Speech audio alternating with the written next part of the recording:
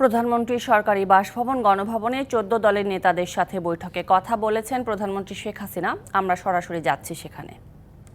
আমরা আন্দোলন সংগ্রাম করছি জনগণের ভোটের অধিকার প্রতিষ্ঠার জন্য। দুর্নীতি, সন্ত্রাস, জঙ্গিবাদ, সারা বাংলাদেশের মানুষের জীবনটাই তো ছিল একটা অস্বাভাবিক অবস্থায়।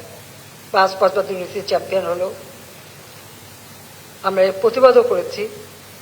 যাই হোক, এমার্জেন্সি ডিক্লেয়ার হলো, সবার আগে কিন্তু আমাকেই গ্রেপ্তার করা হলো, কারণ আমি কিছু সত্যি কথা বলেছিলাম। সেটি আমার অপরাধ হয়ে গেল।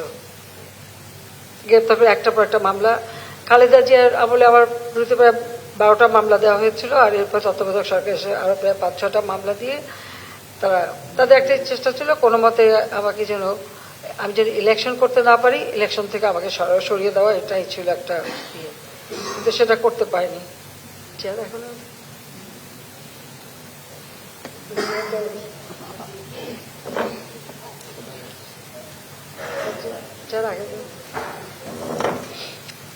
যাই হোক,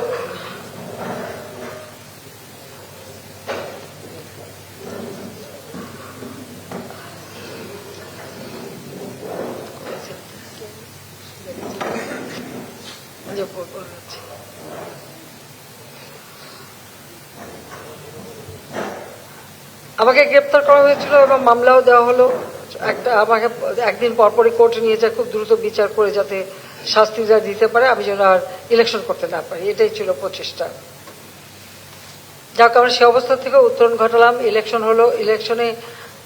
এই ইলেকশনটা বিশেষ করে 2008-এ যে ইলেকশনটা হলো, সেই ইলেকশনে আমাদের মহাজোট, আমরাই জয়ী হলাম। সেখানে আওয়ামী লীগ এককভাবেই 233টা সিটে আমরা জয়ী হলাম, আর বিএনপির 20 দলীয় জোট খালেদা জিয়ার নেতৃত্বে তারা পেয়েছিল মাত্র 30টা সিট। এই 30টা সিট পাওয়ার ফলে তাদের যে একটা অহমিকা ছিল যে তারাই সব থেকে শক্তিশালী দল, সেটাই প্রশ্নবিদ্ধ হলো। আর এখানেই তাদের ক্ষোভ। যখন 2014 ইলেকশন আসলো, আপনাদের মনে হচ্ছে 2013 থেকে অগ্নিসন্ত্রাস শুরু করলো, কিভাবে মানুষকে পুড়িয়ে মারা, মানুষকে হত্যা করা, আর সমস্ত কিছু জ্বালাও পোড়াও, গাছ কেটে ফেলার এই ঘটনাই তারা ঘটালো।